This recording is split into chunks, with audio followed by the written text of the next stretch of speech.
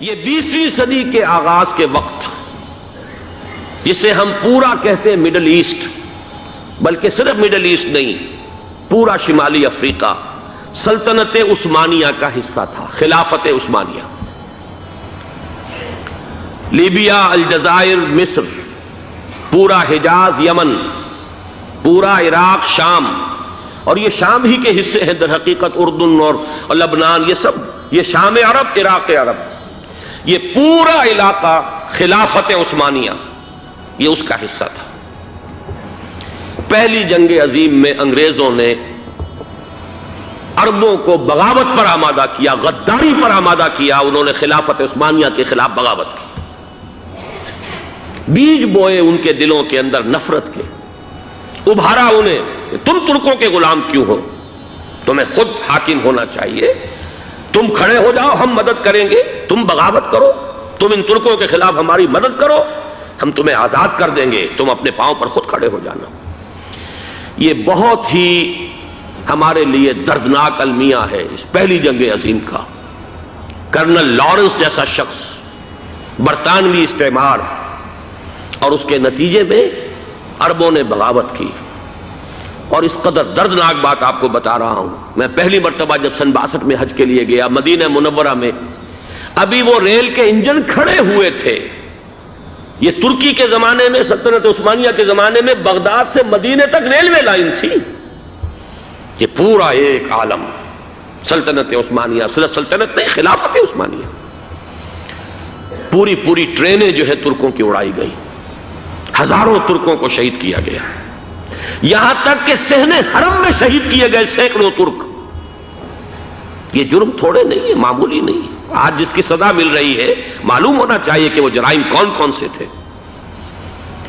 اب بھی جو لوگ گئے ہیں انہوں نے دیکھا ہوگا، ترکی کا قلعہ موجود ہے اوپر پہاڑی کے اوپر، حرم کا جو سب سے بڑا دروازہ ہے باب ملک عبدالعزیز، اس کے سامنے ایک لائبریری ہوتی تھی، اب تو غالباً وہ بھی گرا دی گئی ہے، اس کے پیچھے پہاڑی پر ترکوں کا قلعہ ہے پرانا، اس پر توپیں موجود تھیں۔ جب بغاوت ہوئی ہے، جو حرم میں آئے ہوئے تھے ترک فوجی، ظاہر بات ہے نہتے، وہ تو نماز پڑھنے آئے ہوئے تھے، ان کو وہاں ذبح کیا گیا ہے۔ اور ترکوں نے اپنی توپیں استعمال نہیں کی کہ کہیں بیت اللہ کو کوئی گدن نہ پہنچ جائے۔ بہرحال یہ غداری ہوئی ہے پہلی جنگ عظیم کے دوران، اور نہ صرف ترکوں کے، عربوں نے کی ہے۔ جیسا کہ میں نے کہا تھا، دو ہیں سب سے بڑے مجرم روئے ارضی کے اوپر امت مسلمہ کے طبقات۔ ہمارا پنجابی سپاہی بھی جا کر انگریزوں کی مدد کر کے ایلن بی کو قبضہ جو لے کر دیا بغداد کا، اس میں ہمارے مسلمان پنجابی سپاہی بھی شامل تھے۔ یہ خون چکاں باب ہے ہماری تاریخ کا اس صدی کا۔ لیکن اس کے بعد سلطنت عثمانیہ کے ٹکڑے ہو گئے، چیتھڑے ہو گئے۔ ایک انگریز نے لکھا ہے، یہ جملہ زہر میں بجھا ہوا جملہ، کہ تاریخ میں یہ بات ثبت ہو جائے گی کہ ایک انگریز نے اس سلطنت کے ٹکڑے کر دیے کہ جو عمر فاروق نے قائم کی تھی رضی اللہ تعالیٰ عنہ۔ یہ پورا عالم، یہ تمام علاقہ کس نے فتح کیا تھا؟ یہ بات ہاتھ بدل گئے تھے، پھر ترک آ گئے، خلافت عثمانیوں کے پاس چلی گئی، لیکن یہ سلطنت تو حضرت عمر رضی اللہ تعالیٰ عنہ کے زمانے سے چلی آ رہی تھی۔ اس کو ایک انگریز کرنل نے، اور اس نے بغاوت پہ آمادہ کر کے عربوں کو اور ترکوں کے پیٹھ میں چھرا ڈھپوا کر ان کے ذریعے سے اور ٹکڑے کر دیے۔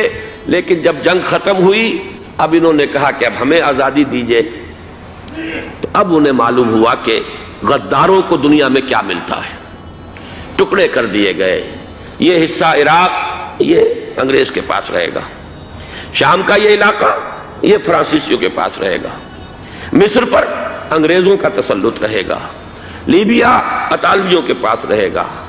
لے دے کر یہ جو علاقہ تھا حجاز، کیونکہ وہاں کچھ تھا ہی نہیں، بوادٍ غیر ذی زرع، یہ عربوں کے پاس چھوڑ دیا گیا۔ اس وقت جو بادشاہ ہیں، شاہ حسین اردن کے، ان کے دادا سب سے بڑے غدار وہی تھے، لہذا ان کو اس علاقے کی بادشاہت دے دی گئی۔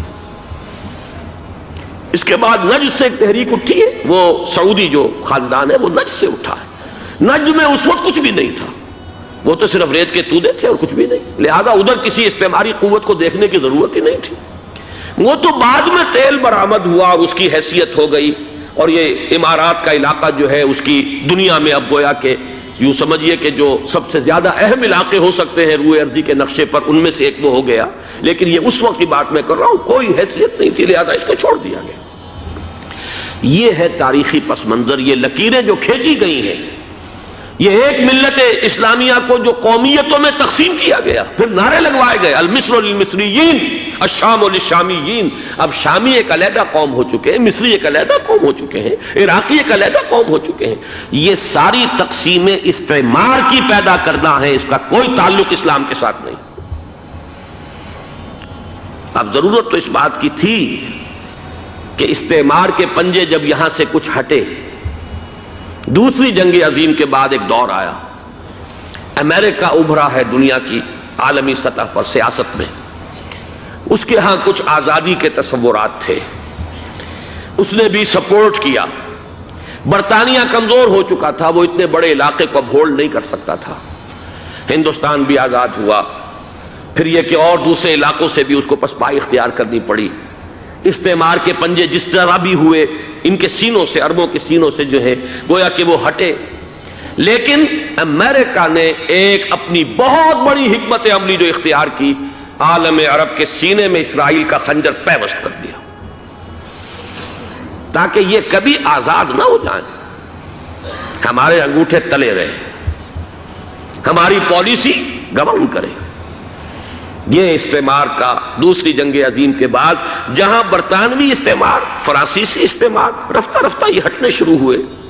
صدر ناصر نے انگریزوں کو اٹھا کر پھینکا میڈیٹرینین میں اور دوسرے جگہوں سے، الجزائر نے آزادی حاصل کی فرانس سے، اطالویوں سے جو ہے لیبیا والوں نے آزادی حاصل کی، یہ ہو گیا، لیکن ایک خنجر پیوست کر دیا گیا اسرائیل کا سینہ عرب میں۔ اس صورتحال میں ظاہر بات ہے کہ ایک تو بڑی آئیڈیل پوزیشن تھی کہ پورا عالم اسلام متحد ہو، لیکن وہ تو بہت دور کا خواب معلوم ہوتا ہے۔ علامہ اقبال سے بڑا کوئی نقیب نہیں ہے ملت اسلامی کی وحدت کا۔ ایک ہو مسلم حرم کی پاسبانی کے لیے، نیل کے ساحل سے لے کر تا بخاک کاشغر، لیکن انہیں بھی اپنے لیکچرز میں کہنا پڑا کہ اس وقت جو صورتحال ہے، پورے عالم اسلام کی ایک وحدت بن جانا تو تقریباً ناممکن نظر آ رہا ہے۔ اگر کسی طرح ایک common wealth of Muslim nations وجود میں آ جائے تو بھی بڑی کامیابی ہوگی، لیکن اس سے بھی پہلے یہ تو زیادہ آسان تھا کہ عالم عرب ایک وحدت کی شکل اختیار کر لے۔ یہ تو ایک قوم ہے، اکثر و بیشتر ایک نسل یا زیادہ دو نسلیں کہہ دیجئے، شمالی افریقہ میں بربر نسل بھی ہے، باقی تو سب عرب ہیں۔ یہ پورا عالم ایک نسل، ایک زبان، پورے اتنے رقبے کے اوپر بولے جانے والی ایک زبان، یہ تو ایک ہو جائے۔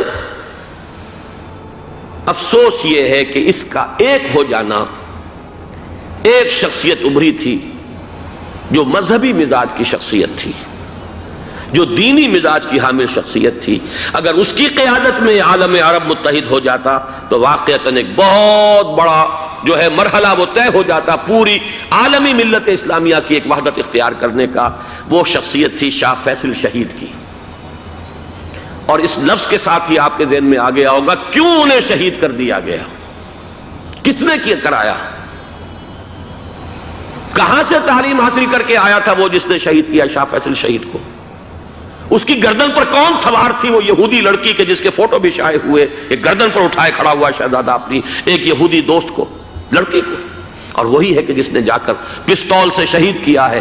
جان میں اچھی طرح جان لیجئے، جیسے بارہا میں نے عرض کیا ہے کہ حضرت عمر کو شہید کرنے والا کہنے کو ابو لولو فیروز تھا، لیکن اس کے پیچھے پورا ایرانی نسل پرستی کا جو پورا پس منظر ہے، اسے تو ہر شخص جس کی ذرا بھی نگاہ جو ہے جو صرف منظر کو نہ دیکھ رہی ہو، پس منظر کو بھی دیکھنے والی ہو، وہ تو جان لے گی کہ ابو لولو فیروز ایک فرد کا نام نہیں تھا، وہ ایران کا انتقام تھا عالم عرب سے۔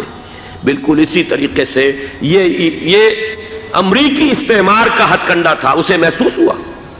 شاہ فیصل مذہبی مزاج کا شخص یہ ابھر رہا ہے، اور یہ شاہ فیصل کی حکمت عملی کا ذرا آپ اندازہ کیجئے۔ لاہور میں سمٹ کانفرنس ہوئی، اس میں وہ آئے، سب سے ٹاورنگ پرسنالٹی پورے اس وقت عالم اسلام کے اندر شاہ فیصل کی تھی، اور وہ گویا کہ ایک بہت ہی جس کو کہا جائے کہ ایک بہت ایلڈرلی، ایک بزرگانہ ایک شخصیت جو ہے، اور انہوں نے اپنے دولت کے دروازے، عرب میں وہ مشہور تھے کہ نہایت خسیس اور بخیل انسان ہے، اس لیے کہ وہاں وہ خرچ کرتے تھے حساب کتاب کے ساتھ، لیکن ان کے خزانے کھلے ہوئے تھے عالم اسلام کے لیے، ادھر بھی مدد ہے، ادھر بھی مدد ہے، ادھر بھی کام ہو رہا ہے، ادھر بھی کام ہو رہا ہے۔ پھر انہوں نے تیل کا ہتھیار استعمال کر کے ایک دفعہ امریکہ کو دن میں تارے دکھا دیے تھے، لہذا ان کا ہٹایا جانا سین سے یہ امریکی استعمار کے لیے لازم تھا۔